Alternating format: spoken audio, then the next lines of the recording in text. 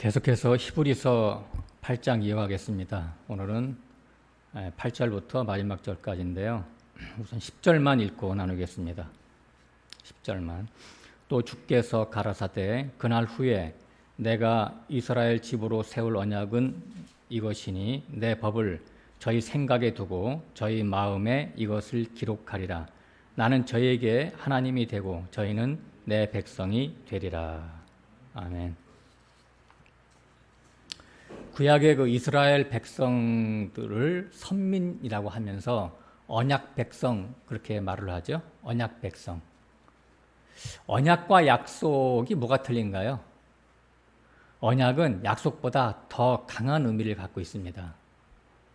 약속에다가 맹세까지 보증한 거를 언약 이렇게 얘기를 해요. 우리들 방식도 있죠. 누구랑 약속할 때 새끼손가락으로 이렇게 걸잖아, 그죠?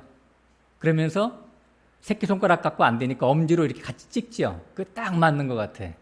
새끼손가락은 힘이 없으니까 엄지로 찍는 거예요. 엄지는 뭘 나타내요?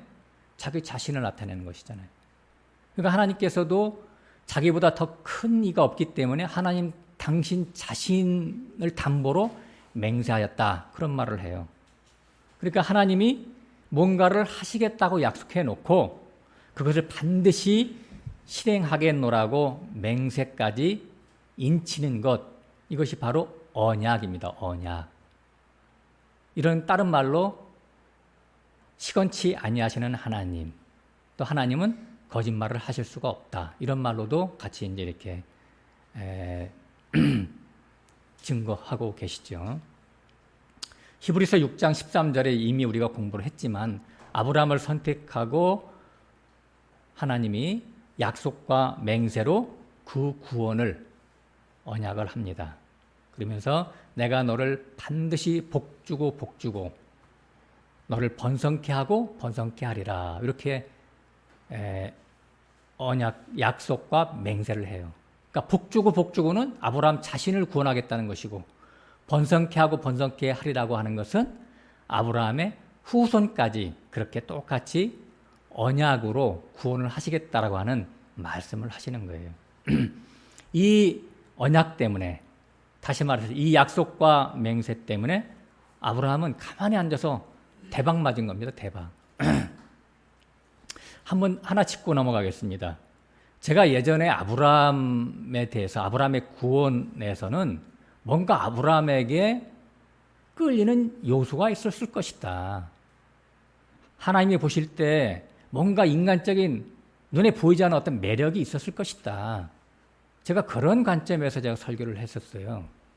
근데 제가 이 은혜라고 하는 것을 제가 다시 접하고 나서는 그게 아니다라는 것을 알았어요. 제가 특별히 그 히브리서 이 5장부터 쭉 이어지는 이 설교를 준비하면서 제가 완전히 깨졌어요. 제가 히브리서 때문에 사실은. 아브라함, 제가 로마서 할 때까지만 해도 비켜갔어요, 그것을. 뭔가 있는데 말하고 싶지 않다. 왜? 내 틀에서 벗어났기 때문에, 내 설교의 내 구원관에서 벗어났기 때문에. 제가 오늘 또 얘기합니다, 이런 거를. 창피하지만 제가 너무 놀라워서 제가 얘기하는 거예요. 하나님께 감사해서.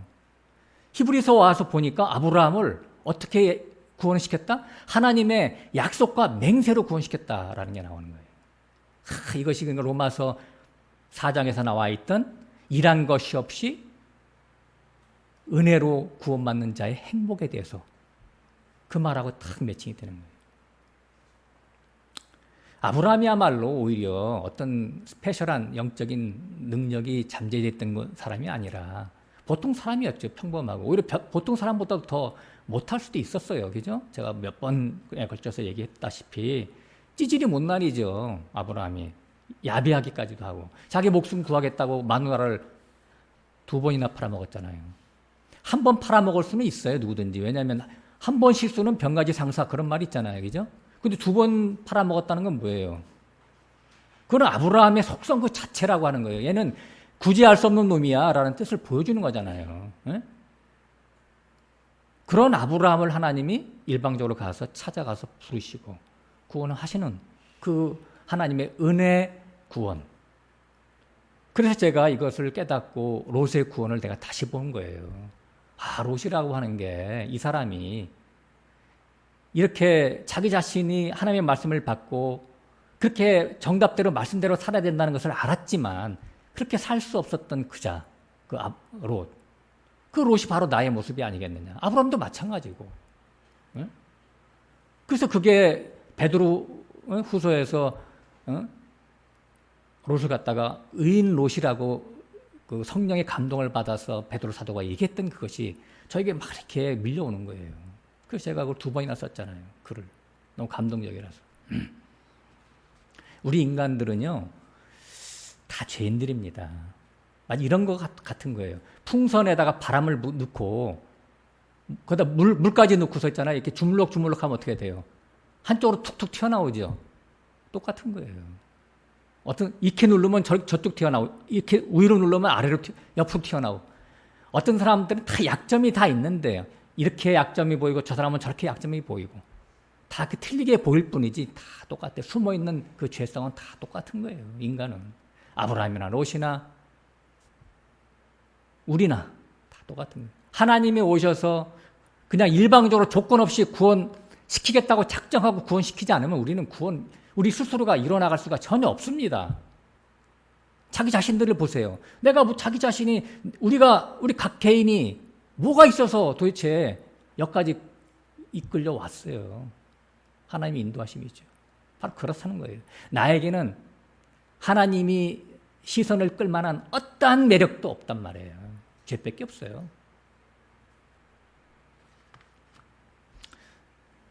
하나님께 붙잡힌 바 된 자는 문제는 뭐냐면 이 세상에서 고달픈 인생을 산다. 이거 하나는 공통점이죠. 아브라함이 행인과 나그네로 살았죠. 왜 그렇죠? 여기는 성도의 나라가 아닙니다. 이 땅은.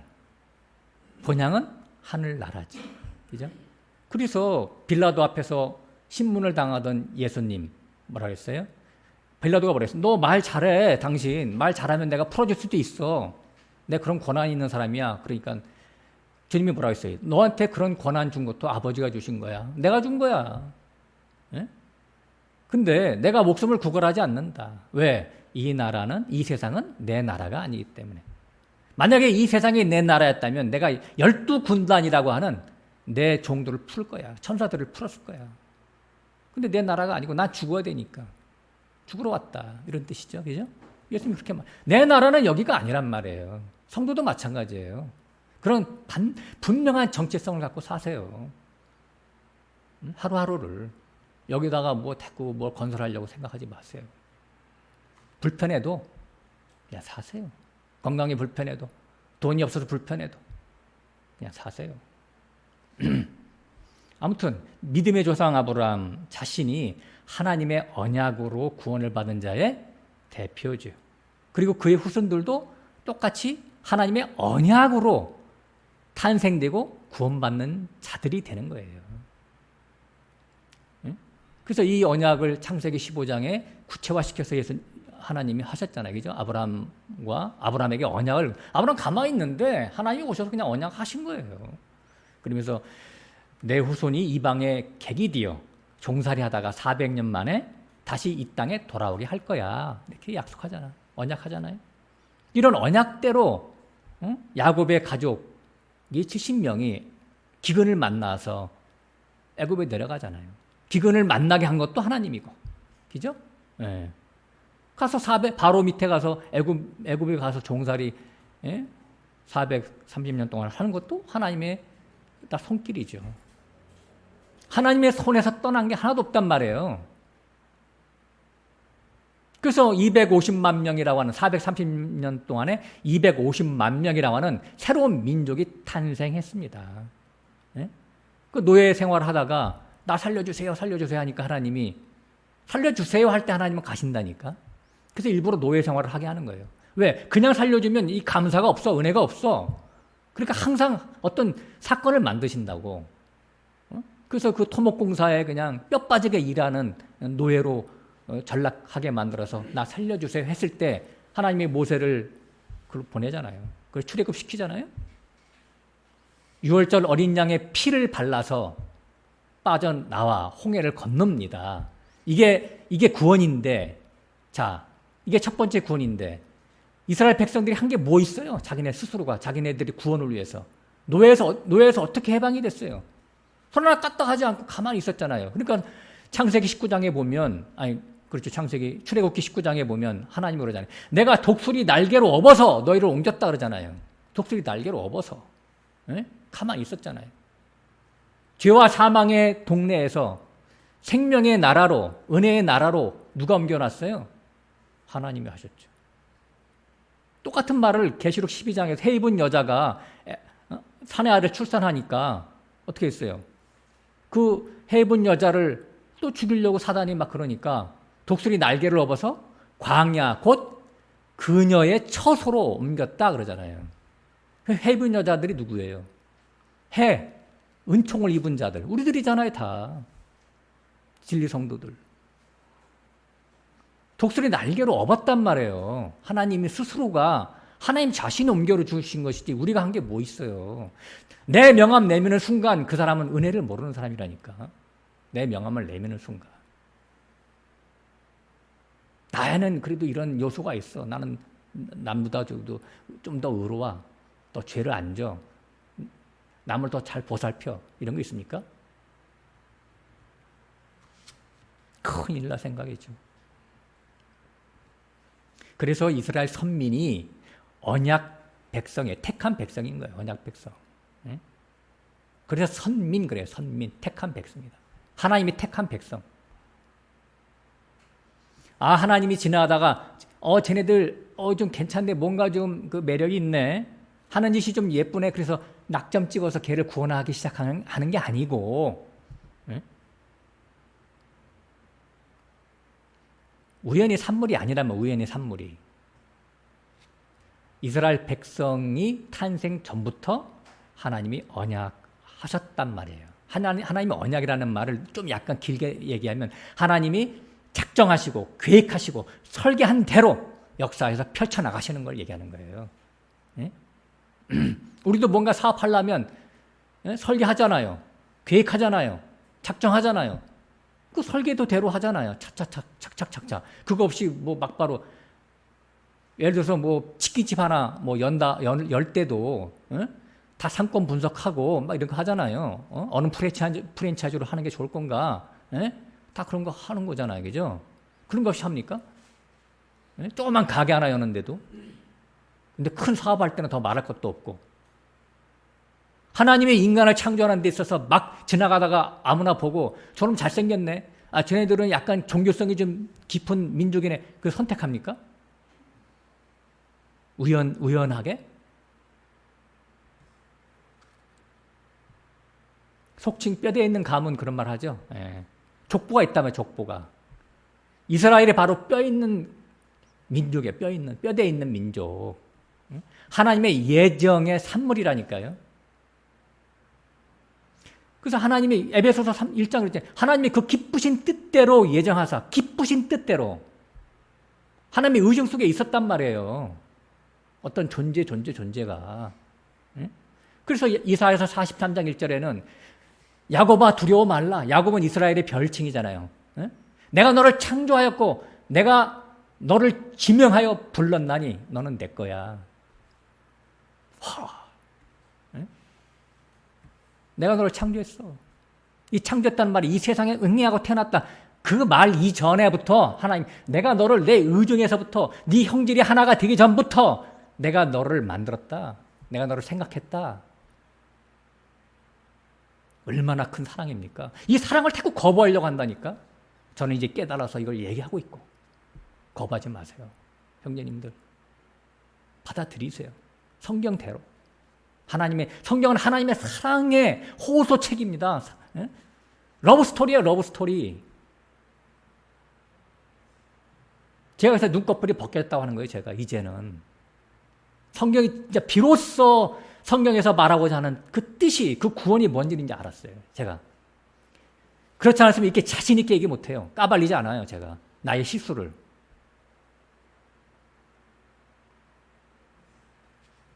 믿는 구석이 있기 때문에 저도 까발리는 겁니다.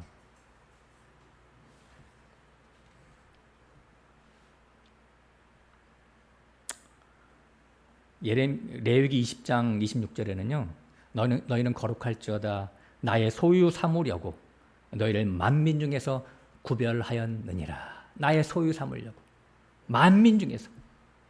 온 세계에 수많은 민족이 있지만 하나님의 관심사항은 오직 다른 데 없어. 다른 민족에는. 오직 이스라엘에게만 하나님의 언약으로 예정되었고 역사 속에서 민족으로 형성시키고 마침내 그들을 불러서 천국 백성으로 훈련을 시키는 거예요. 이스라엘을 나 자신으로 보시면 딱 맞아요. 나 자신으로. 세상 역사는 그래서 하나님의 시나리오대로 흘러갑니다. 에? 우연이 아닙니다. 에? 우리 드라마 같은 거 보면 다 감독의 시나리오대로 움직이죠? 그 주인공이 선민 이스라엘이에요. 주변 모든 나라, 다른 나라 백성들, 족속과 백성들은요, 다 뭐예요, 그러면? 엑스트라. 응? 제가 자주 쓰죠? 그 어마어마한 바벨론, 메데파사, 헬라, 로마가 다 엑스트라였다니까. 아수로, 응? 에돔, 모압과 암몬 다 엑스트라예요. 엑스트라에서도 뭐 돈 더 많이 받는 친구 있고 덜 받는 친구 다 있겠죠. 역할이 다 있겠죠. 그래서 로마서 9장에는 이걸 갖다가 궁율의 그릇과 진노의 그릇이다 라고 하는 거예요. 이제 그런 어떤 프레임, 내가 옛날에 우리 각자가 갖고 있던 그 구원의 프레임을 버리세요, 이제. 제가 부탁드립니다. 거기서 보면 쭉 이어보면 뭐냐면, 모세는 궁율의 그릇으로 내가 지었고, 바로는 진노의 그릇으로 졌다. 이렇게 얘기해요. 모세는 누구예요? 구원받을 자의 대표잖아요. 바로는 뭐예요? 세상 임금 애굽 왕인데, 버려질 자의 대표라니까요. 만민의 대표잖아요. 세상 나라의 대표. 그건 다 버려질 자들이에요. 그래서 누가 힐문하느냐? 토기장이가 하나는 궁율의 그릇으로, 하나는 진노의 그릇으로 만들 권한이 없겠느냐? 이렇게 나오잖아요.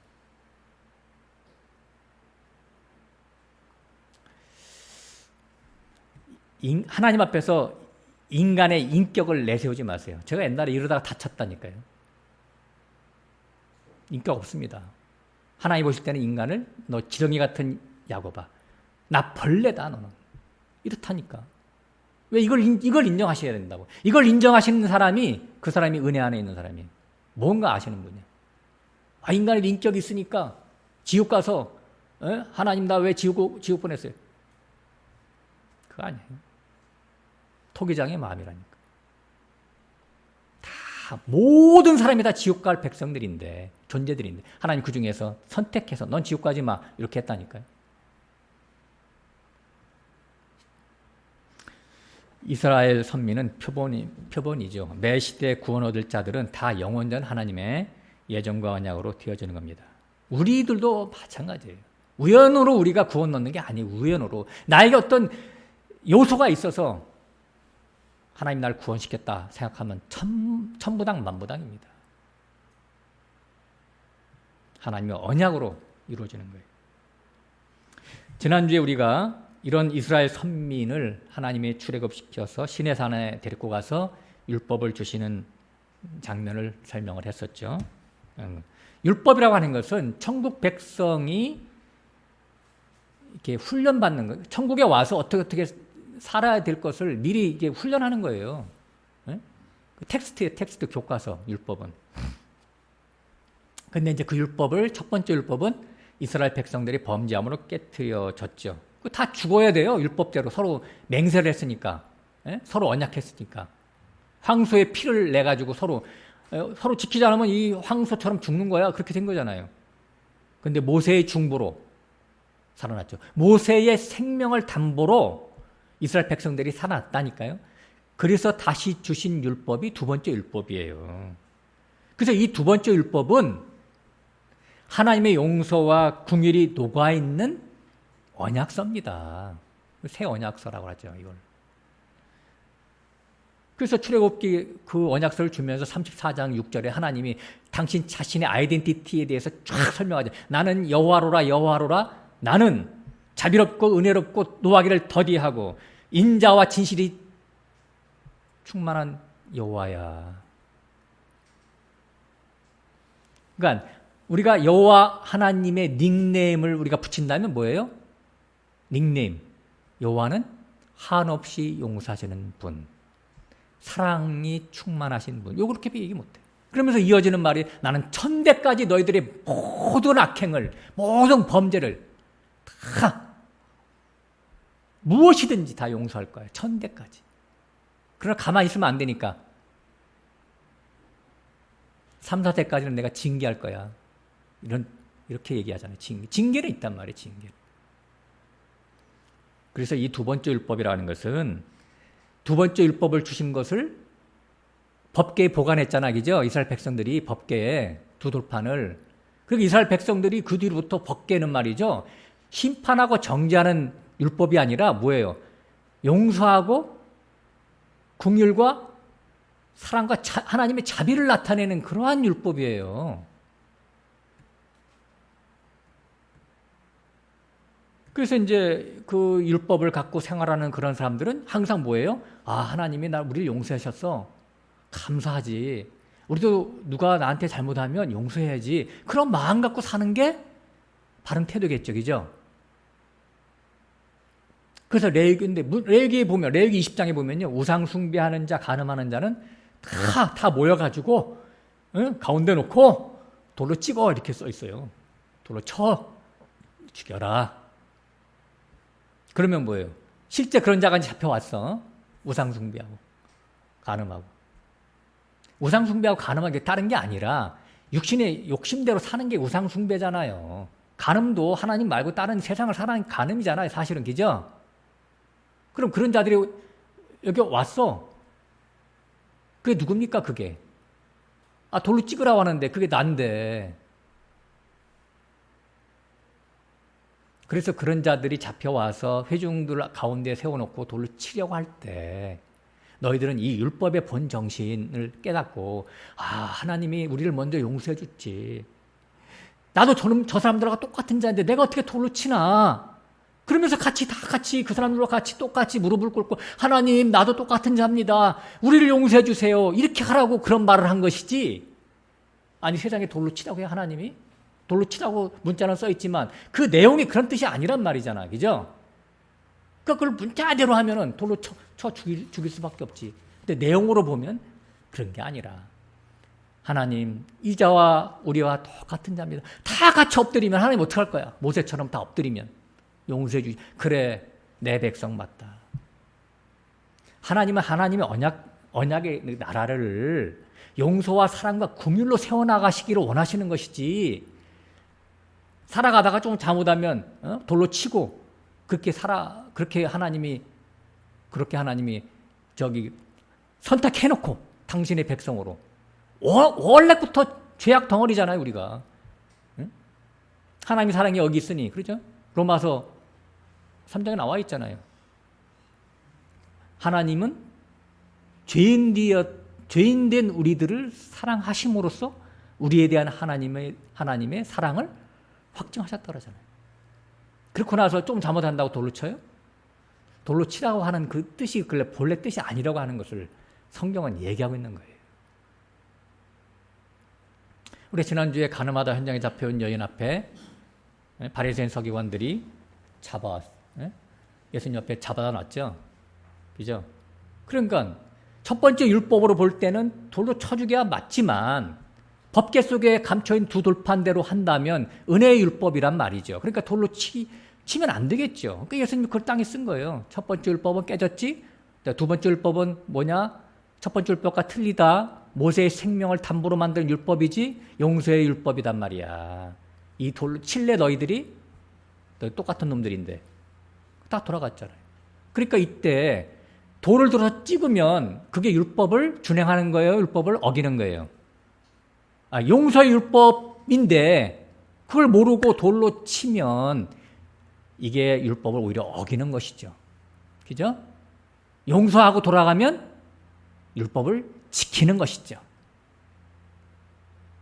성경이 다 역설로 써 있다니까.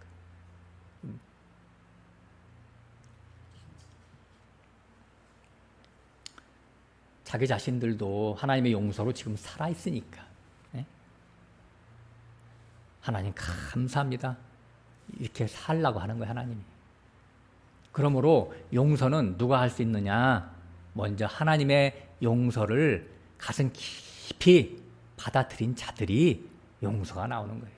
그렇죠? 네. 그 사람들이 하나님의 용서에 대해서 예수님이 부각시켜주고 깨닫게 하니까 돌을 놓고 다 돌아갔잖아요.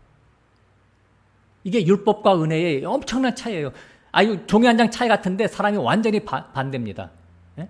율법이라는 내 안에 법이 있다는 거거든요. 법이 있으면요, 누구 손가락질하게 돼 있어요. 저놈은 뭐가 나빠, 저놈은 뭐가 나빠.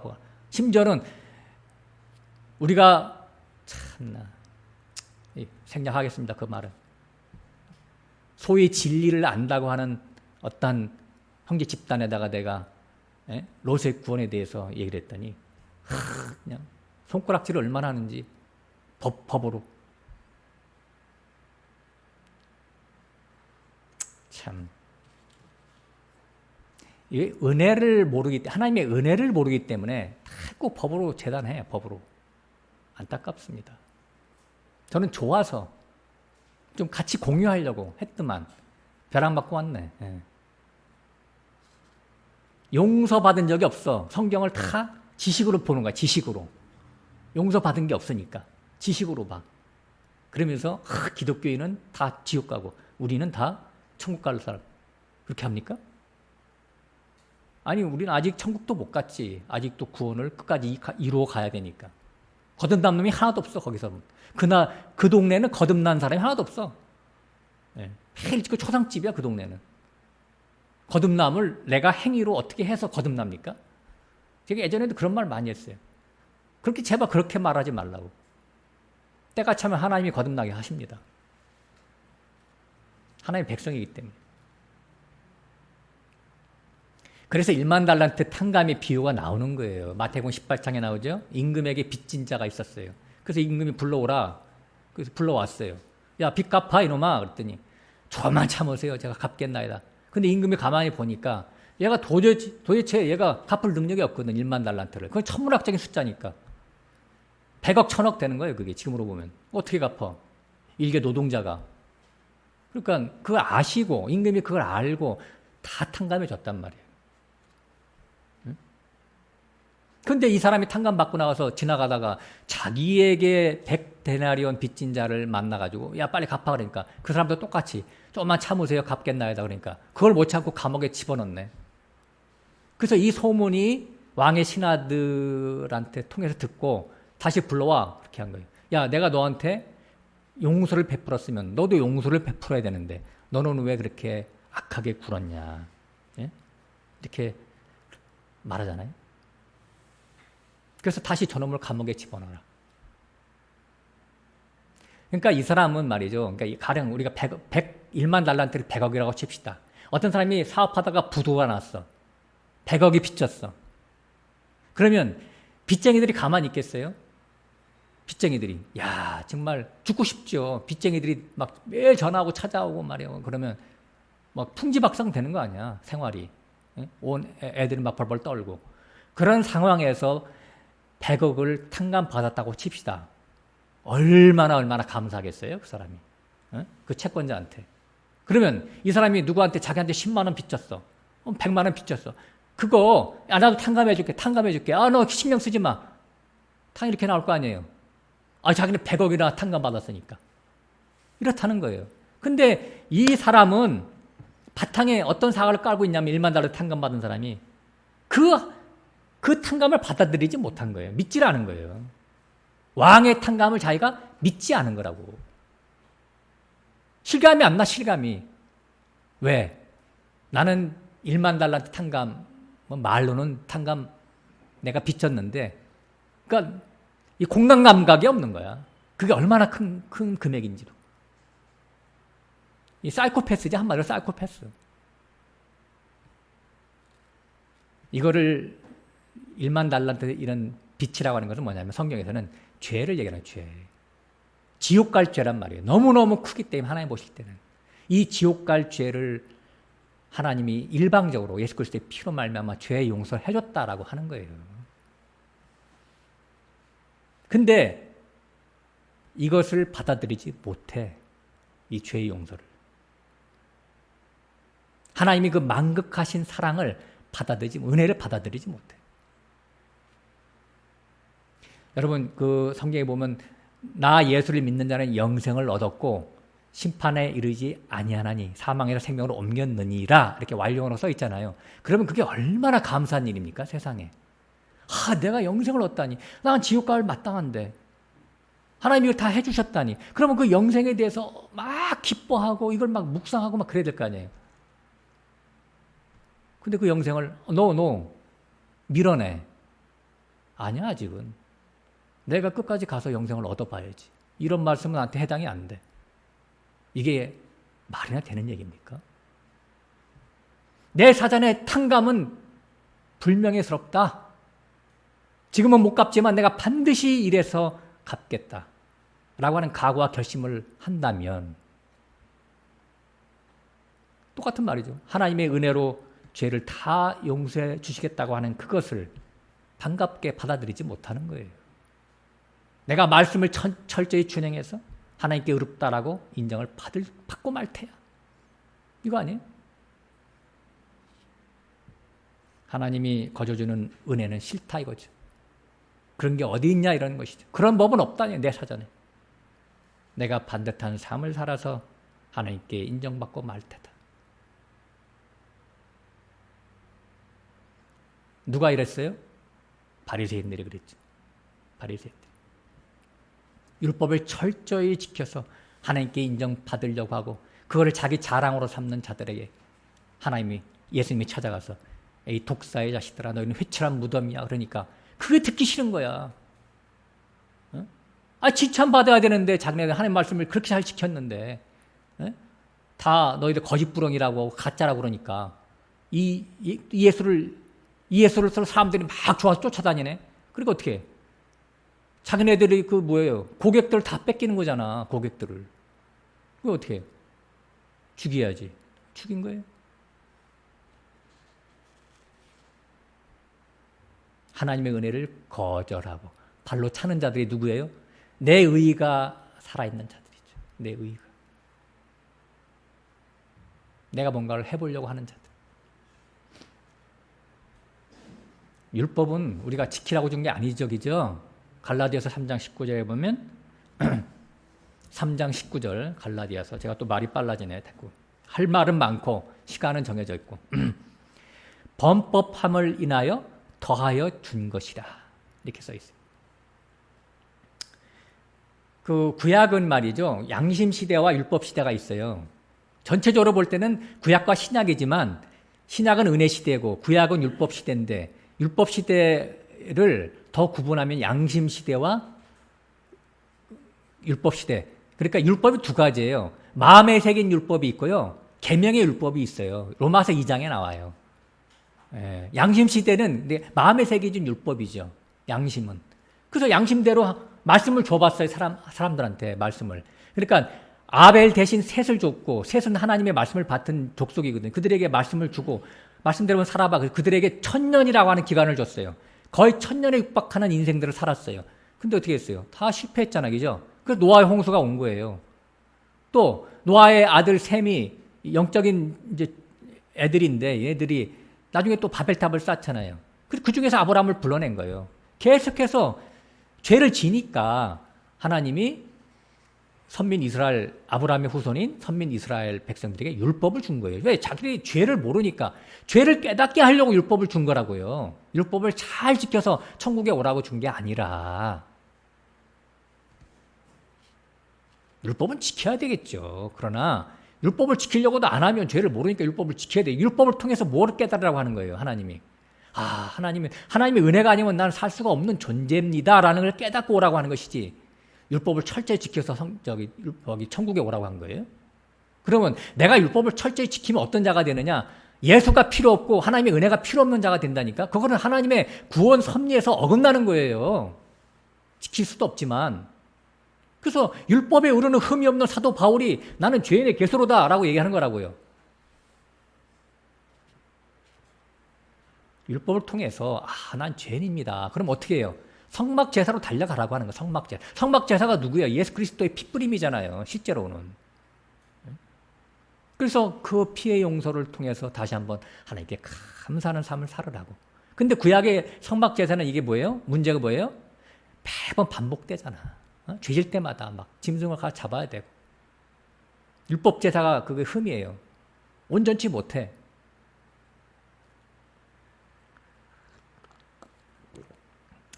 그래서 성막 제사의 실제이신 예수 그리스도의 피 흘리심으로 단번 속죄를 줬단 말이에요. 단번 속죄. 자, 히브리서 우리가 8장 보고 있는데 7장 27절. 우리가 지난번에 읽지는 않았어요. 7장 할 때는. 7장을 너무 오랫동안 했기 때문에. 7장 27절. 저 대제사장들이 먼저 자기 죄를 위하고 다음에 백성의 죄를 위하여 날마다 제사 드리는 것과 같이 할 필요가 없으니 이는 저가 단번에 자기를 드려 이루셨음이니라. 죄사함을 이뤘다 말이에요. 단번에. 예수님은 단번에 죄를 십자가의 피로 말미암아 자기 백성들의 모든 죄를 다 탕감해 줬어요. 이 말을 좀 더 보완하기 위해서 히브리서 9장 12절.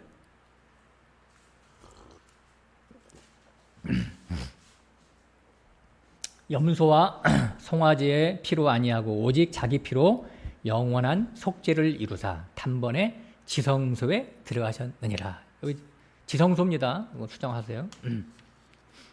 영원한 속죄를, 중요한 영원한 속죄를. 자, 이건 이제 영원한 속죄 밑에는 진짜 빨간 볼펜으로 꽉 쳐놓으세요. 영원한 속죄.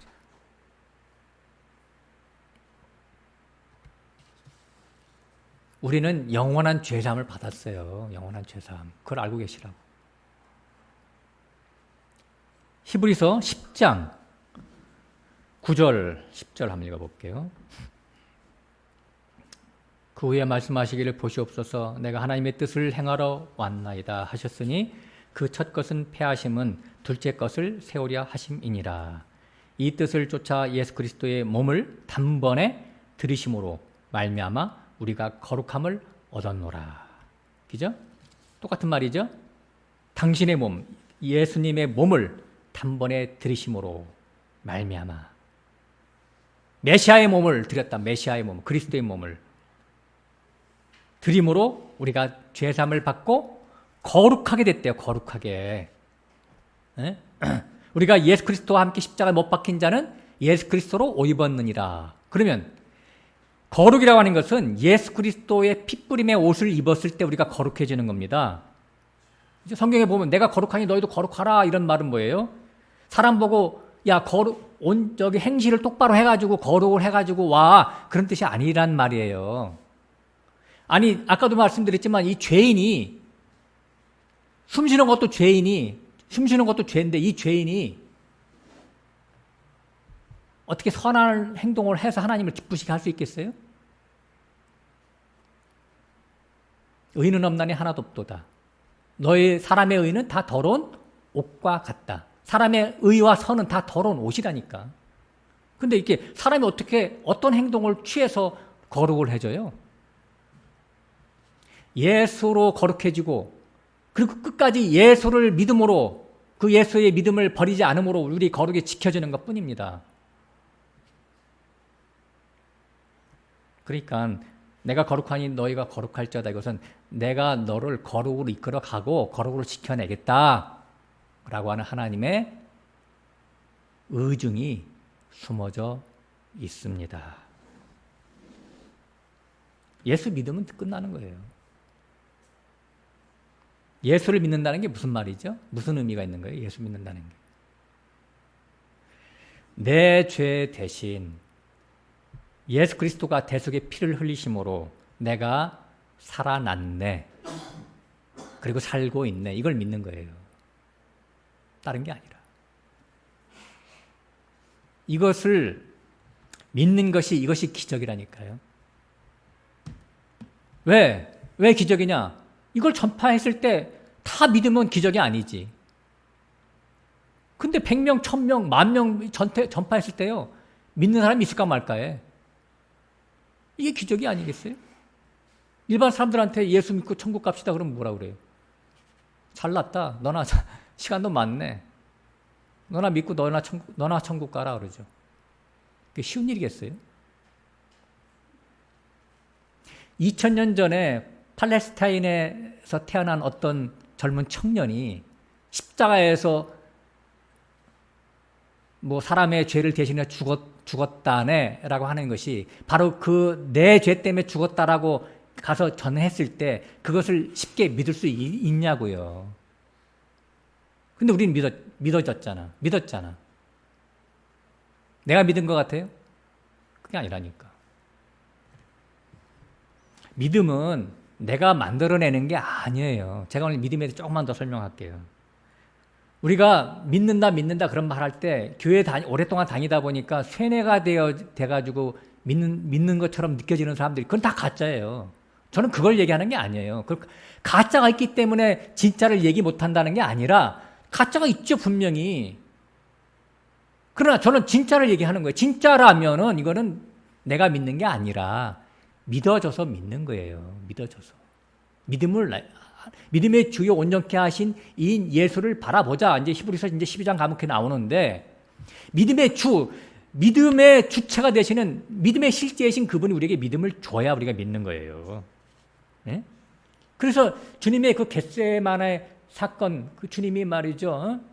할 수만 있거든 이 잔이 내게서 지나가게 하옵소서 막 땀방울이 핏방울이 흘리는 그 기도, 그리고 주님이 십자가에서 막 그 고통스러워 하시는 그 모습들, 그런 것들이 말이죠. 감정이입이 돼가지고 가슴으로 막 밀려오는 거 있죠. 그게 저절로 되는 거예요. 그게 자기 의지로 되는 거예요. 이런 것들이. 그러니까 이건 아무나 되는 게 아니란 말이에요. 믿는 것이 대박이에요. 믿어지는 게. 믿어지면요, 내가 안 믿을 수가 없어요. 믿어지기 때문에. 안 믿어? 나 예수 안 믿어. 안 돼요. 나 교회 이제 안 다녀. 안 믿어지니까. 한번 해보세요. 안 다녔지나. 그래서 에베소서 2장 8절에 너희가 그 은혜를 인하여 믿음으로 말미암아 구원을 얻었나니 이것이 너희에게서 난 것이 아니요 하나님의 선물이다. 로마서 1장 17절에는요. 복음에는 하나님의 의가 나타나서 믿음에서 믿음에 이르게 하나니 기록된 바 의는 믿음으로 말미암아 살리라. 의는 믿음으로 말미암아 살리라. 믿음에서 믿음으로. 그러니까 믿음이 없으면요 사망이에요. 믿음으로 말미암아 사는 거니까. 그죠? 그래 믿음을 다른 말로 하면 믿음이 생명이네. 사는 거니까. 그러니까 믿음이 바로 생명줄이라니까. 믿음이 이 생명줄이야. 믿음이. 그래서 믿음에서 믿음으로 이르게 하나니라고 하는 로마서 1장 17절의 말씀은 이 앞에 있는 믿음은 뭐예요? 하나님의 은혜로 내게 주신 믿음이 시발이 돼서 내 안에서 믿어지는 믿음으로 밖으로 표출되는 거예요. 이걸 얘기하는 거라니까. 하나님이 내게 믿음을 줬어. 그럼 내가 믿어진다고요. 그러니까 이것은 내가 한 게 아니죠. 전적으로 하나님이 주신 믿음이 없으면 내가 믿음을 만들어 낼 수가 없다라고 하는 거예요. 생명을 내가 만들어내지 못하듯이 믿음을 내가 만들어내지 못하는 거예요. 마치 수도 꼭지와 같은 거예요. 수도와 수도 꼭지. 수도가 이제 앞집까지 왔어요. 네? 집을 짓는 데 있어서. 근데 우리 집에 수도가 연결되려면 파이프를 연결해야 되잖아요. 수도 꼭지도 연결하고. 그래서 수돗물이 파이프와 수도 꼭지를 통해서 우리 집에 올 때 수돗물은 이제 믿음이라고 칩시다. 파이프는 수돗물을 통과하는 흐르는 통로예요, 통로.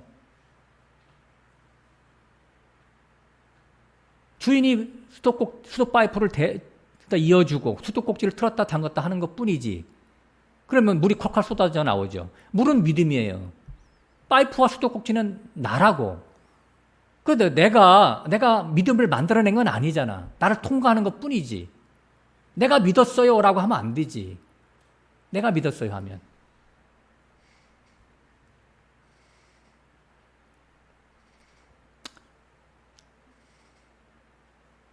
만일 믿음을 내가 주체적으로 행사할 수 있다면 내가 구원을 만들어내는 것이 되겠죠. 내가 구원을 만들어내는 것이 일이라도 섞여 있다면 하나님은 그런 구원을 인정하지 않는다라는 게 성경 얘기예요. 인간의 인본적인 것은 절대 인정하지 않는다. 용납할 수가 없다는 얘기예요. 하나님의 나라는 은혜의 나라이기 때문에, 용서의 나라이기 때문에. 그래서 에베소서 2장 8절 다시 한번 얘기합니다. 너희가 그 은혜를 인하여 믿음으로 말미암아 구원을 얻었나니 이것이 너에게서 난 것이 아니요? 뭐라요? 하나님의 선물이다 라고 할 때, 자, 너희가 그 은혜를 인하여 믿음으로 말미암아. 그러니까 믿음 앞에 은혜가 먼저 있잖아, 그죠? 그러니까 믿음이라고 하는 것을 수식해 주는 거예요. 은혜가 있기 때문에 믿음을 줬다. 은혜로 믿음을 준 거야. 이런 뜻이잖아요. 믿음으로 구원을 얻는 것인데 그 믿음을 누가 줬냐? 은혜로 준 거다. 은혜로. 하나님이라고 하는 거예요. 은혜로. 그래서 하나님의 선물이라고 하는 거예요. 그 은혜도 선물이고 믿음도 선물이고 구원도 다 선물이에요. 다 공짜로 받는 거예요. 받는 사람 입장에서 볼 때는. 그래서 제가 그래도 그랬잖아요. 받는 사람 입장에서 볼 때는 횡재다. 횡재죠. 그냥 떨어졌으니까. 그냥 주웠으니까. 그냥 주어졌으니까. 행위에서 난 것이 아니란 말이에요. 왜? 누구든지 자랑치 못하게 하려 함. 이 포커스가 여기 있어요. 하나님 나라에서는 자랑이 성립이 안 돼. 나의 의가 조금이라도 불순물이 섞여 있으면 안 돼. 그 순금이 안 되기 때문에. 정금길. 그래서 계시록의 새 예루살렘 성은 정금길이란 말이에요. 거기는. 오직 하나님으로만 만들어진 나라. 하나님의 의로만. 하나님의 공로로만 구원 얻은 자들의 세계. 그 정금길 새 예루살렘 성이에요. 믿음에 대한 인치는 말씀 좀만 더 해볼게요.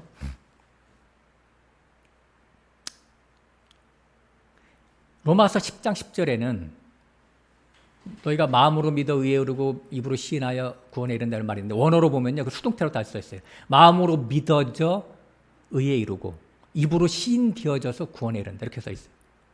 수동태로 써 있다니까. 놀랍잖아. 그죠? 확실하게 보여주잖아요. 우리가. 인치는 말씀이지 이게. 그러니까 마음으로 믿어지는데 어떡할 거야. 믿어지는데. 안 믿으려고 몸부림쳐도 믿어지는데. 한가할 수가 없어. 한가할 수가 없어. 나 안 믿을래요. 그거 안 나와. 해봤어요 이런 거? 저 어떤 때는 말이죠. 어떻게 보면 뭐 말씀 뭐 이런 거 이렇게 집중하다 보면 머리 좀 너무 헷갈려가지고 털고 머리 좀 쉬자. 그래서 뭐 영화나 한 편 볼까? 드라마 좀 볼까? 틀어요? 너무 시시해. 너무 시시해. 못 봐. 참 신기하죠? 근데 성경 말씀 보면 성경이 이렇게 재밌어. 세상에 매일 보는 성경인데 이렇게 재밌어. 그럼 어떡하란 얘기야 그게? 사로잡혀 있는 거를. 참 신기하지 그런 거 보면.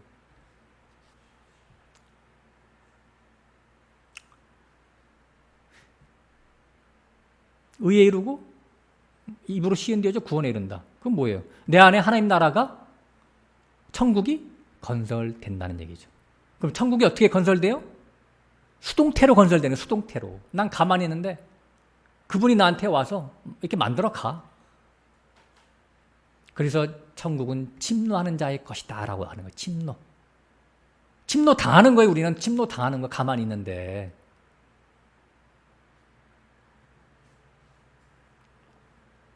이것이 바로 하나님의 구원이다란 말이죠. 하나님의 구원. 너무 멋지잖아요, 하나님이. 나 하나님이 너무 매력이 있어, 그래가지고. 진짜 하나님이 하나님이구나. 에? 우리 하나님 참 멋있다. 그런 생각을 해요. 빠져들 수밖에 없어, 그분의 그 일하심에 대해서. 너무 멋쟁이야, 하나님은. 아무튼 이렇게 예수 그리스도의 십자가 피로 단번 속죄를 해서 이 단번 속죄가 좀 아까 히브리서 9장에 영원한 속죄다. 이것이 성취되는 거예요. 예수 그리스도의 피로 말미암아. 하나님의 피, 예수 그리스도의 피의 가치는 온 세상의 죄를 속하고도 넘칩니다. 그래서 용서 못할 죄가 없고 용서 못할 죄인도 없어요. 영원한 속죄라는 말이 뭐예요? 죄사함의 효력이 영구적이란 말이죠. 영구적이다. 변동사항 없어요.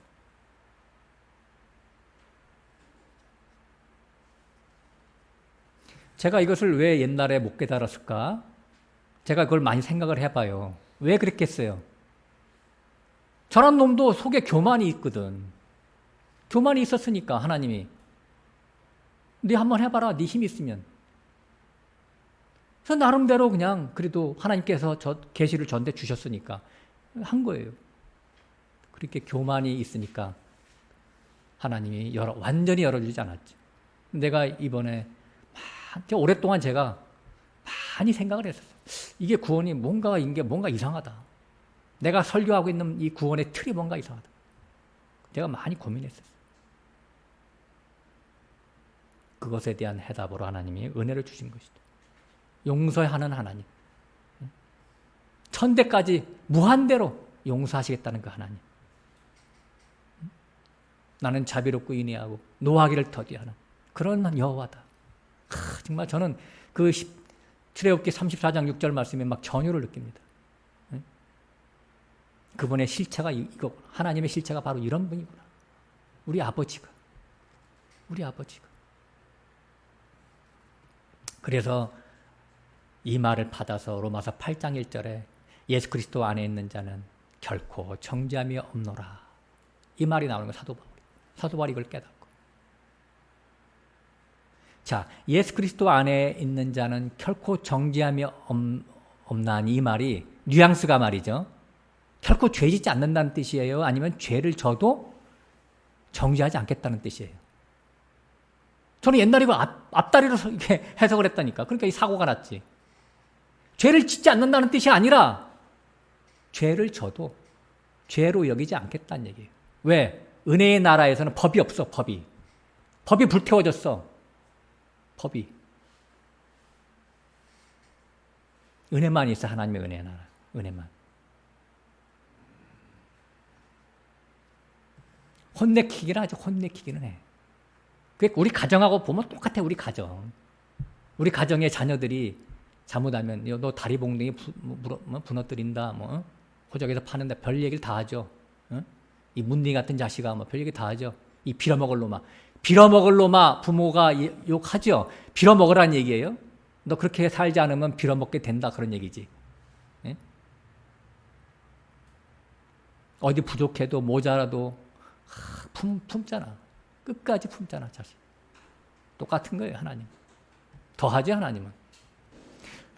우리 가정에서의 그 부모의 사랑, 특히 엄마가 자식 사랑하는 그 자식 사랑 어서운 거예요. 그게. 이게 우리는 모형이라니까. 모형. 실제는 뭐예요? 하나님. 하나님의 그 성품이 그렇다니까. 사랑의 본질이야. 거기서 온 거예요. 그게. 우리들도 하물며 그러거늘.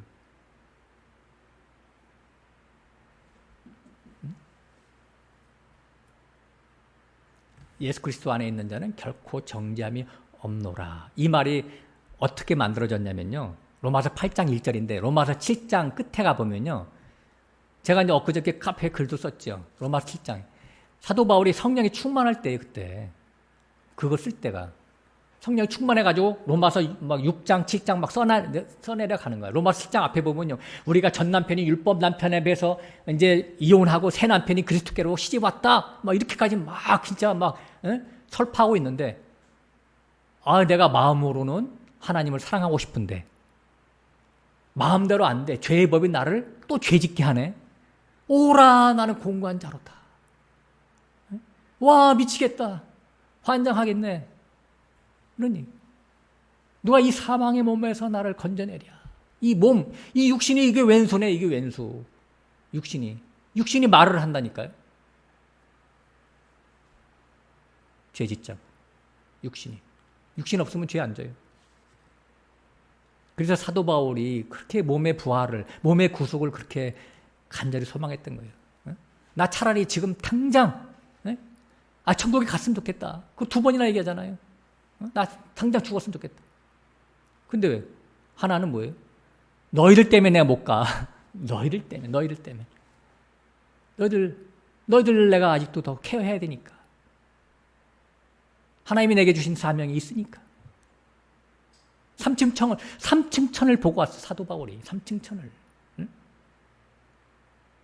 그러고 나서 어떻게 했어요? 이 세상에 살 맛이 나겠어요? 억지로 사는 거지, 그냥. 응?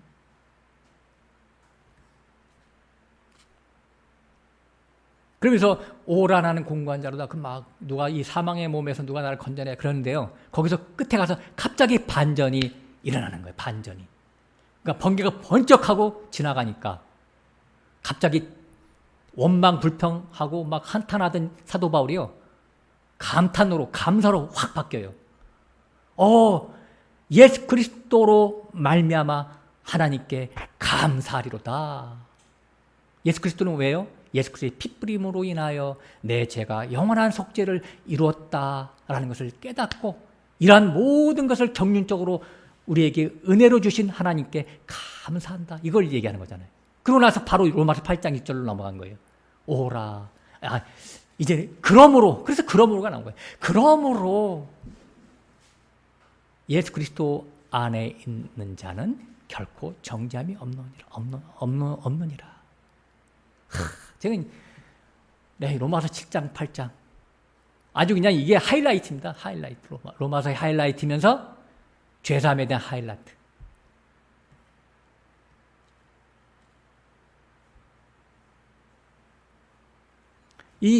누구든지 예수 그리스도 안에 있으면 결코 정죄함이 없다라고 하는 이 생각이 바로 영의 생각이에요. 영의 생각. 하나님의 생각이라니, 하나님의 생각. 근데 반대로 내 죄 짓는 내 꼬라지를 보고 낙심해. 막 오라 난 공관자로다. 이렇게 낙심해. 그 사단의 참수에 먹히는 거거든요. 요거는 육신의 생각이에요. 육신의 생각은 하나님을 기쁘시게 하지 못한다라고 로마서 8장 밑에 가면 쭉 써 있어요. 이미 예수 그리스도의 핏부림으로 인해서 내가 죄사함을 받았는데 이것을 안 믿으면 예수님의 피가 무효가 되잖아, 자기한테. 하나님을 모욕하는 거지. 하나님을 기쁘시게 못하는 거예요. 그래서 이렇게 은혜 받은 자가 이제 사도 바울처럼 은혜 받은 자는 자기한테 그렇게 핍박을 해도 자기 동족들이 이렇게 핍박을 했잖아요. 용서하잖아. 은혜 받은 자는 용서한다니까. 은혜를 자기 용서 받았으니까. 스데반 뭐예요? 돌로 막 자기 죽이는 사람들 향해서 저들 잘 알지 못하니까 쟤들 용서해달라고 그러잖아요. 세상에. 그죠?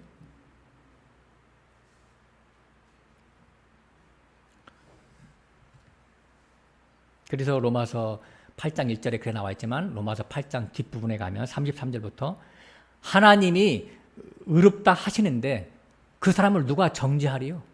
어? 누가 송사하리요? 누가 대적하리요? 그 어떤 것도 그리스도의 사랑에서 끊어낼 수 없다라고 더 붙여서 부한적으로 설명하고 있습니다. 그러니까 뭐예요? 어떠한 죄도 다 용서하신다. 그러니까 이거는 뭐냐면 죄를 지으라는 말이 아니라 우리를 향한 하나님의 사랑의 크기가 끝이 없다라는 것을 성경은 말하고 있고 저는 그걸 증거하고 있는 거예요. 죄를 지으라는 말이 아니라. 오해하지 마세요.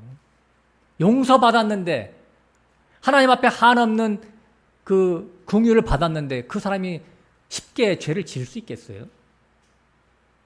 그건 다른 얘기예요. 각도가 틀린 얘기예요. 그거는 안 믿는 사람들이 하는 말이지. 하나님을 모르는 자들이 장난치는 말이지.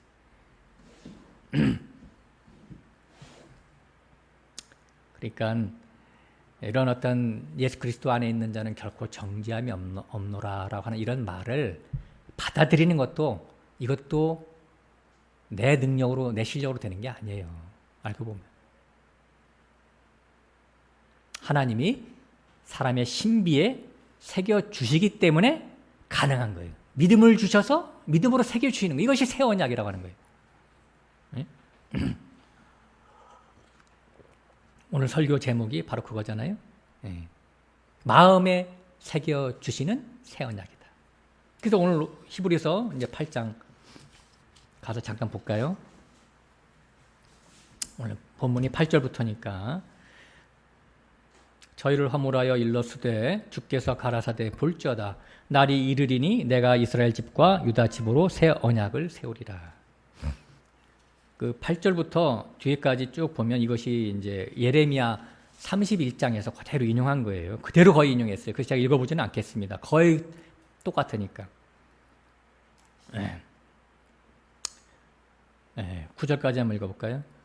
또 주께서 가라사대 내가 저희 열조들의 손을 잡고 애굽 땅에서 인도하던 날에 저희와 세운 언약과 같지 아니하도다. 저희는 내 언약 안에 머물지 아니하므로 내가 저희를 돌아보지 아니하였노라. 그러니까 선민 이스라엘이 옛 언약을 계속 지키지 못했기 때문에 하나님이 징계를 하잖아요. 그래서 북주 이스라엘은 아수르에게, 남조 유다는 바벨론에게 포로를 잡혀가잖아요. 근데 우리가 좀 잘 눈여겨봐야 될 게 뭐냐면 남조 유다가 바벨론으로 포로로 잡혀갈 때 예레미야 29장 11절에 보면요 이렇게 써 있어요. 예레미야는 어떤 선지자였어요? 야 너희들이 바벨론으로 포로 잡혀가게 돼 있어. 하나님의 뜻이야. 그러니까 저항하지 말고 바벨론 군사들에게 저항하지 마. 저항하면 우리 다 죽는다. 그러니까 우리 항복하고 다 끌려가자. 그게 하나님의 뜻이야. 우리를 향한 하나님의 뜻이야. 무슨 뜻이 있을 거야. 그렇게 이제 예레미야는 전하잖아요. 거짓 선지자들은 저항해야 돼. 하나님이 우리를 다 지켜줄 거야. 그래가지고 저항하다가 많이 죽었잖아요. 시드기야는 눈이 다 뺏기고 눈 두 알이 빠지고 두 아들은 죽었잖아요. 왕이 그렇게 될 정도면 그 밑에 고관 대작들은 밑에 수많은 사람들은 어떻게 됐겠어요? 근데 어쨌든 예레미야는 그런 걸 알기 때문에 29장 11절에 뭐라고 하냐면 하나님이 너희들이 바벨론 포로로 잡혀가는 그것이 나의 계획인데 하나님의 계획인데 너희들을 향한 나의 계획은 재앙이 아니라 뭐예요? 평안이다. 놀랍잖아요? 장래에 너희들에게 소망을 주려고 내가 일시적으로 바벨론에 포로로 잡혀가게 한 거야. 이렇게 한 거잖아요. 그러니까 징계라고 하는 것은 하나님이 우리에게 징계를 주시는 것은 사랑이란 말이에요. 우리를 잘라내는 게 아니야. 하나님의 영원한 하나님의 천국 데리고 가는 거 그거에서 잘라내는 게 아니더라니까. 지옥 가는 게 아니에요. 그게 징계하는 거예요. 징계 그 당시의 사람들에게 그게.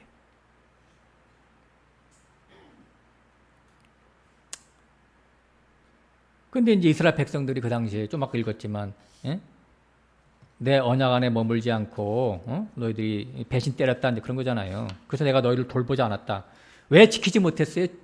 이스라엘 백성들이 죄인이기 때문에 지키지 못한 거예요. 그래서 하나님이 방책을 세운 게 바로 하나님이라고 하는 존재가 사람 밖에서는 사람을 구원할 수가 없다라는 걸 하나님이 그때 아는 게 아니라 하나님 원래부터 알고 계신 거죠. 그래서 하나님이 성령을 사람 안에 집어넣어서 오셔서 우리를 구원하시기로 작정하시는 것이 바로 새 언약입니다. 그래서 갈라디아서 2장 20절이 뭐라고 그랬어요? 내가 십자가에서 예수와 함께 죽었으니 이제 내가 사는 것이 아니요 내 안에 그리스도께서 사시는 것이라. 내가 사는 것이 아니요 그리스도가 내 안에 사신다니까. 이렇게 만들어가는 거예요. 자, 내가 죽었고 내가 사는 것이 아니다. 이런 말이 뭐예요? 바울은 그런 말을 하면서 바울은 돌아다녔잖아. 먹고 살고 자고 다 그랬잖아. 죽었다는 게 뭐예요? 자기의 계획과 판단과 어떤 그 주장 이런 것들이 다 끝났다는 얘기잖아요. 내가 내 인생 뭔가를 해보려고 하는 거, 무언가를 내가 시도하려고 하는 거, 모든 것들에 대해서 이제 스위치를 꺼버리는 거야. 스위치를 꺼. 자기의 판단, 생각, 계획 그런 것들을 다 끝내버린 거예요. 놔버린 거예요. 왜? 나는 무지랭이네. 나는 무능하네. 나는 무기력하네. 사도 바울이 그걸 깨달았다는 거예요. 그래서 어떻게 해요? 항복하는 것이죠. 제가 여기까지 왔다니까, 제가 그래서 항복한 거라니까요. 이 차원을 아셔야 돼요. 이 차원을 읽어내셔야 된다니까, 형제님들이. 이 차원을, 이 놀라운 차원이야, 이게. 제가 옛날에 힘이 있을 때는 내가 했다니까요. 진리를 탐구하고, 연구하고, 공부하고, 내 나름대로 구원의 스토리를 만들어내고. 그 다 틀렸다는 게 아니에요. 많은 부분 맞아요. 하나님 앞에 계실 바다. 근데 거기에서 은혜가 빠졌어. 하나님의 인본이 섞여 있었어. 그 은혜는. 나도 은혜를 많이 얘기했죠. 제가 우리 바리니아나 그런 데 읽어보세요. 거기 노아의 은혜 받은 노아, 마리아, 그거 읽어보세요. 뭐 하나 틀린 게 있어요? 다 맞는 얘기지. 그러나 그건 뭐냐면, 은혜 받을 만한, 얘가 막 하나님의 안배하신 사건 속에서 인생의 배가 파손됐다라고까지만 제가 본 거예요. 근데 그 우회를 못 봤어. 거슬러 올라가니까 뭐예요? 인생의 배가 파손되도록 이끄신 그 이유가 뭐냐? 하나님이 미리 창세 전에 생명책에 농명된 자라는 것을 내가 놓쳤던 거예요. 몰랐던 것이지. 인생의 배가 파손된 자는 많아요. 다 구원하지 않습니다. 하나님이. 구원하는 자가 있다니까요.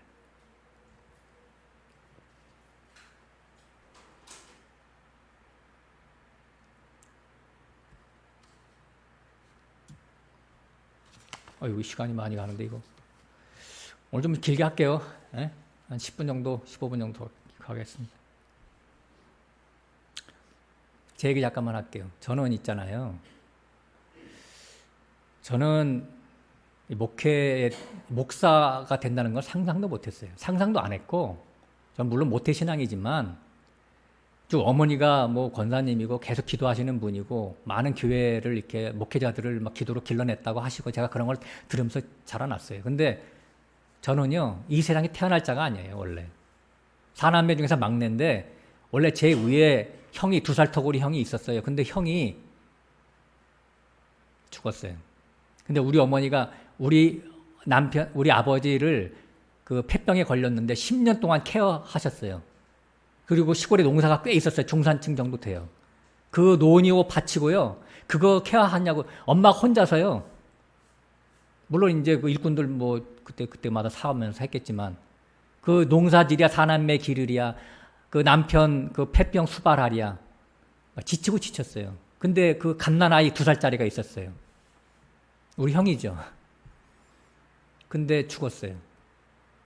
시골에서 죽을 수 있잖아, 그죠? 약해서 죽었어요. 모든 희망이 다 사라졌어요. 그때가 우리 어머니가 30살 때. 젊은 가부, 청산 가부예요. 청산 가부야. 그렇게 돼서 30살 때인데, 이제, 저기 동네 저수지로 꾸역꾸역 들어가는데, 죽으려고, 한밤중에, 전 7시쯤에, 6시 반, 7시쯤에. 근데요, 종소리가 들렸어요. 저기 10리나 먼 교회에서 종소리가 들렸어요. 그 종소리 듣고요, 신발 벗어놓고 물로 들어가던 그 발이 교회로 찾아 들어가서 그때 하나님을 영접한 거예요.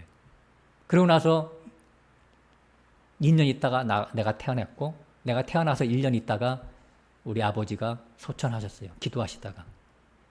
저는요, 저 어렴풋이 제가 알아요. 저에 대해서. 근데요, 저는 목사 되라고 저는 우리 어머니한테 저를 서운하지 말라고 했어요. 저는 목사의 꿈도 없고, 저는 목사가 매력도 없고, 저는 능력도 안 돼요. 근데 사업 잘하던 사람한테 하나님이 저를 찾아오셔가지고요, 나한테 말씀하셨어요. 근데 제가 10년 동안 안 갔다니까요. 생각도 안 했어요. 왜? 저 사업 잘하고 있고. 근데 제가 10년에 버텼는데 도저히 근데 10년이다 또 주님이 또 찾아오셨어요. 이런 말 하니까 믿기지 않겠죠.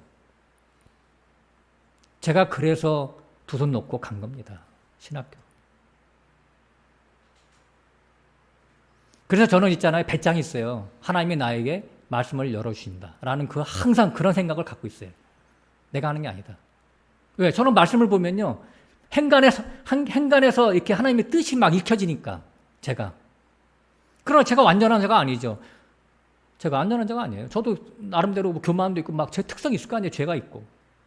그 하나님이 중간중간에 저를 열어주시겠죠. 좀 뭐 나보다 더 앞선 자가 좀 얘기하면 그것이 저한테 부메랑이 돼가지고요. 크게 이렇게 막 느껴질 때도 있고요.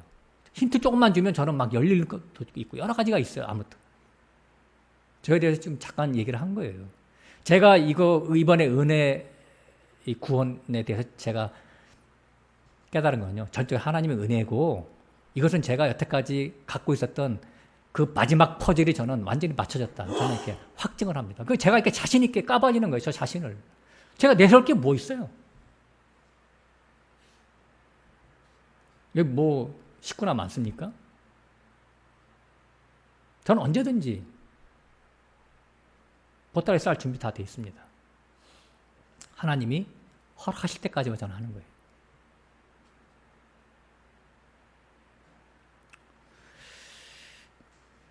은혜를 우리가 알잖아요. 은혜를 알자. 제가 말씀드리고 싶은 것은 그것이 하나님의 뜻이니까. 자, 10절로 갑니다. 10절이 이제 오늘 히브리서 8장의 핵심 구절이에요.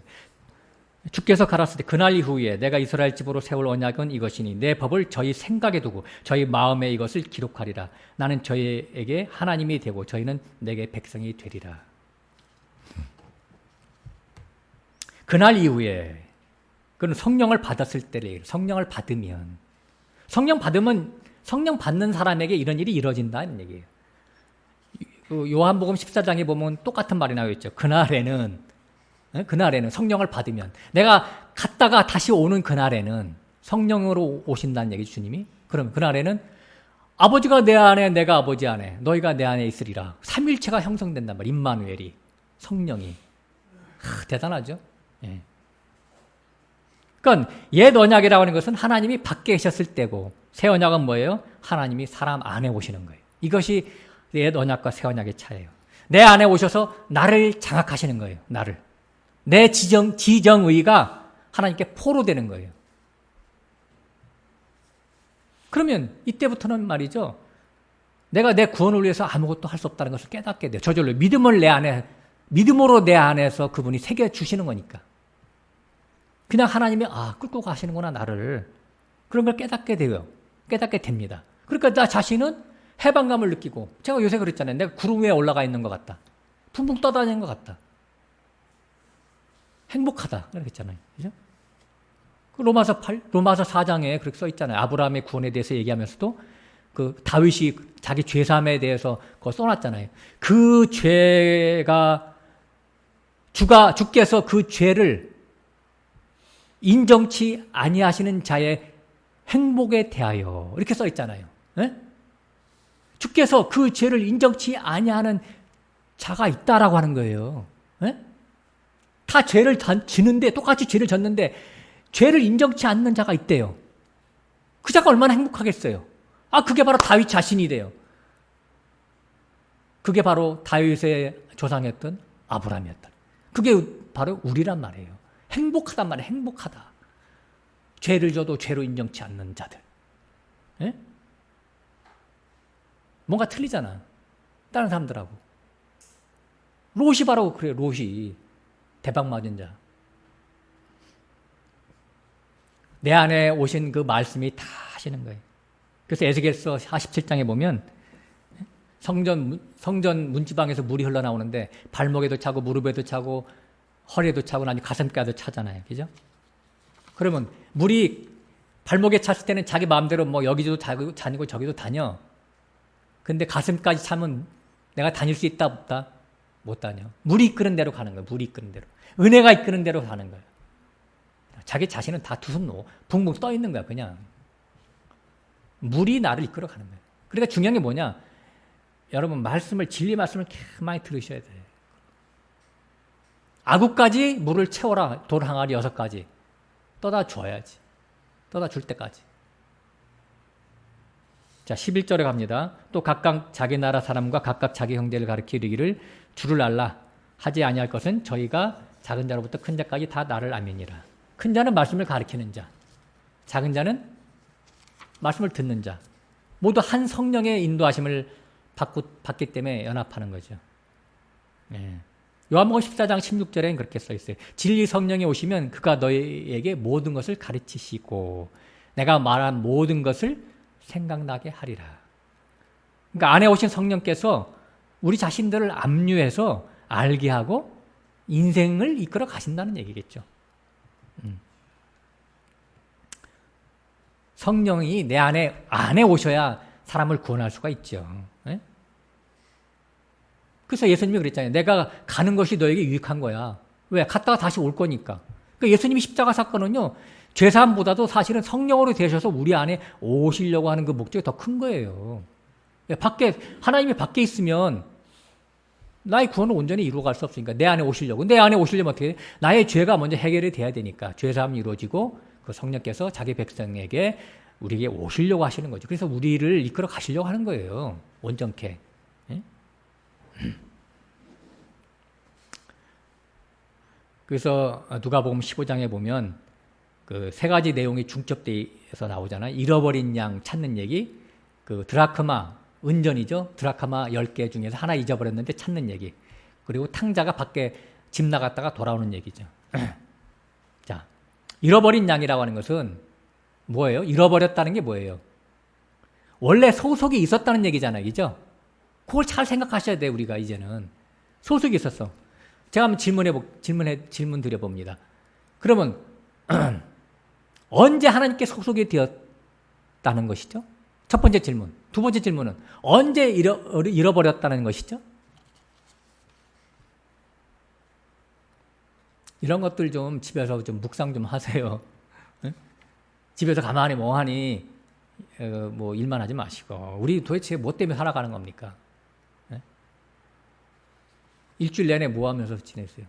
어떤 문제가 있었을 때 묵상하세요. 묵상하시고 저한테 지금 카톡으로도 뭐 개인적으로부터 보내시고 뭐 잘 모르겠으면 아니면 뭐 이렇게 일요일날 모였을 때 저한테 질문도 하시고 얼마나 좋아요.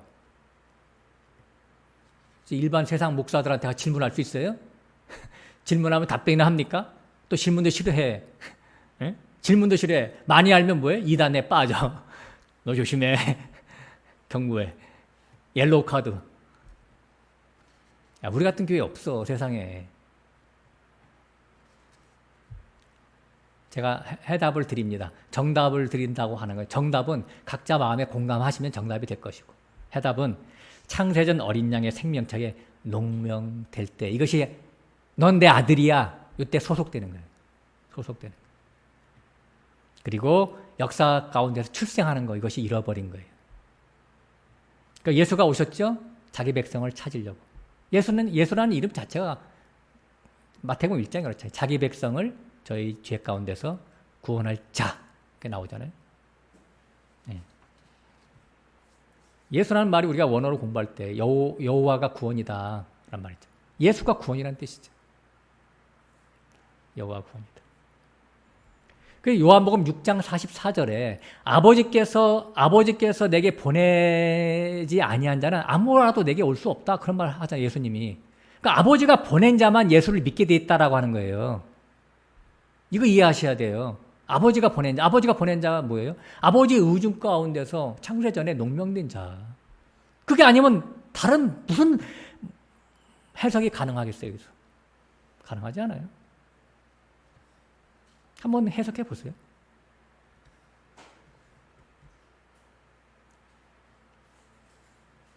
그래서 갈라디아서 4장 6절에 보면 너희가 아들인 고로 그 아들의 영을 보내사 하나님을 아버지라고 부르게 하신다. 아들이 먼저죠. 아들인데 자기가 이방인으로 있었을 때나 모학 선생이 있었을 때는 종로로 탈 때 혹은 이방인으로 있었을 때는 아들인지 몰랐다는 얘기예요. 근데 성령을 받고 보니까 때가 찰 때 보니까 때가 차서 내가 철이 들고 보니까 우리 아버지가 누구야? 하나님이었네. 알게 된다는 얘기예요. 아들인 고로 아들이기 때문에 원래부터 하나님의 아들이었단 말이에요. 알게 되는 것은 나중에 있단 말이죠. 그래서 이뤄졌다가 다시 양을 찾았을 때 목자가 너무 기뻐서 어깨에 메고 집에 돌아가서 친구들하고 잔치했다고 하잖아요. 잔치했다. 양을 어깨에 메고 가요? 네. 얼마나 반가웠으면. 네? 양이 어디 저기 뭐 함정이라든가 어디 절벽 밑에라든가 그런데 눈에 안 보이는데 어디에 꼭꼭 숨었으니까 못 찾았겠죠? 얼마나 목자가 찾아 헤맸겠어요, 애타게. 그 애타게 찾은 애절함의 표현이잖아요, 그게. 예? 얼마나 사랑했겠어요. 예? 절절히 넘치는 거지, 그 사랑이 어깨에 메고 갔다는 것은. 그 드라마 두 번째 예화로 들었던 드라크마도 그 은전이 은전 10개가 있었어요. 하나 잃어버렸어요. 방에서 잃어버렸으면 어디로 갔겠어요, 그게. 예? 제가 그 카페에도 썼지만 장롱 속 깊이 들어가서 먼지 두둑이 덮어 쓰고 있었다는 얘기잖아요. 이게 무슨 말이에요? 하나님에 대해서는 전혀 관심이 없어. 이 세상에서 남들처럼 똑같이 먹고 살게 바빠, 이 존재가. 근데 찾아가서 똑똑똑, 넌 그렇게 살면 안 돼. 너는 내 방식대로 살아야 돼. 가서 이렇게 찾았다는 거잖아요. 예. 그래도 얘도 또 잔치 때잖아. 그 드라크마 하나 찾고 여인이. 성경은 참 비유가. 세 번째 비유가 탕자잖아요. 밖에 나가서 쥐업 열매 먹다가 배고라서 아버지 집을 생각하게 하는 것도 하나님이 하신 거죠. 아버지 집에 갔더니 아버지가 뭐래요? 예? 양말도 안 신고 막 나왔어. 그 준비한 옷을 입히고 가락질 끼우고 신발도 신기고. 뭐예요? 가락질 끼웠다는 건 뭐예요? 유업을 이을 자란 말이에요. 그 장자는 유업을 이을 자가 아니에요. 왜? 장자는 하나님의 은혜를 몰라. 하나님의 은혜를 아는 자만 천국에서 천국 백성이 된다는 그런 뜻이지. 은혜 아는 자. 은혜 아십니까?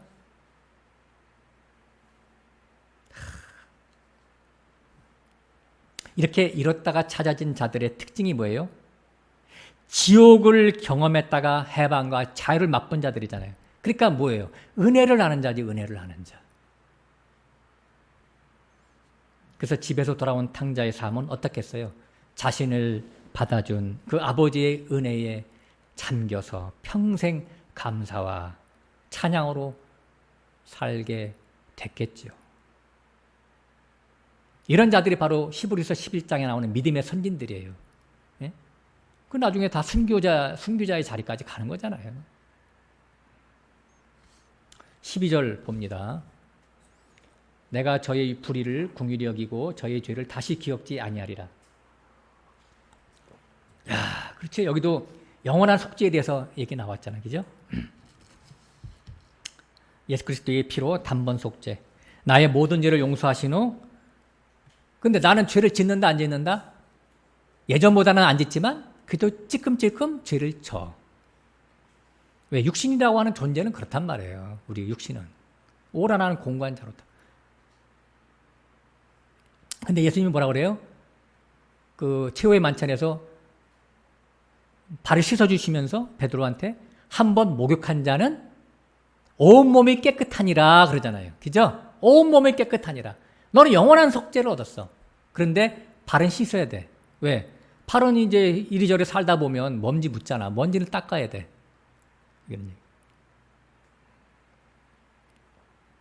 살면서 짓는 죄는 예수님이 AS 해주신다니까. 사후관리 해주신다니까. 사후관리. 그래서 사후관리가 간구로 나와. 하나님이. 예수님의 간구로. 이제 히브리서 7장 25절 다시 한번 가봅시다. 이것도 읽지 않았었어요, 지난번에. 25절. 그러므로 자기를 힘입어 하나님께 나아가는 자들을 온전히 구원하실 수 있으니 이는 그가 항상 살아서 저희를 위하여 간구하심이니라. 24절. 예수는 영원히 계심으로 그 제사직분도 갈리지 아니하나니. 25절 끝에 그가 항상 살아서 저희를 위하여 간구하신다. 예.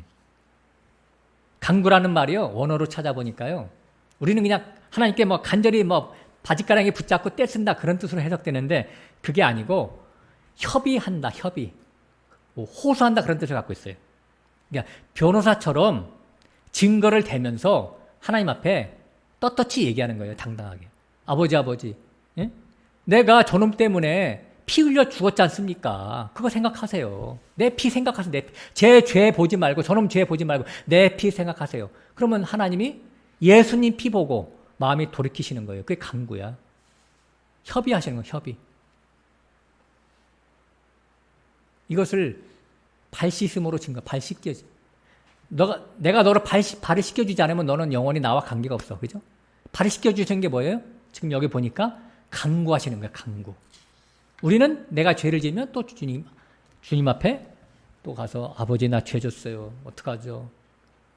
아, 참 죽겠습니다. 용서해 주세요. 용서 또 엎드리는 거예요. 하나님 아버지는 아들의 피 앞에, 예수님의 피 앞에 힘을 못 쓰신다라고 하는 거예요. 그래서 예수님을 보시고, 나를 보면 죽어야 되지. 예수님을 보시고 그래서 천대까지 용서하신다라고 하는 거예요. 그래서 로마서 8장 34절에도 똑같은 간구라는 말이 나와요. 누가 정죄하리요? 죽으실 뿐 아니라 다시 살아나시는 이는 예수 그리스도시니 그는 하나님 우편에 계신 자요 우리를 위하여 간구하시는 자신이라.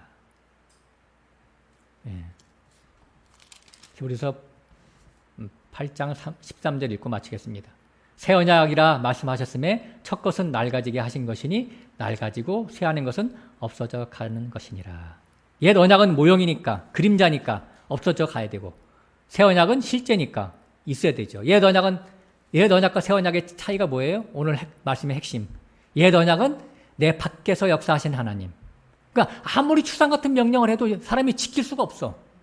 새 언약은 내 안에 오신 하나님. 그래서 성령께서 내 구원을 알파와 오메가로 책임져 주신다라고 하는 것이 바로 새 언약이죠. 내 안에서 이루어 가시는 것을 깨닫는 자, 자기는 두 손 다 놓고 이런 자를 바로 뭐라고 하냐면 은혜가 왕노릇한다라고 하는 겁니다. 기도하겠습니다.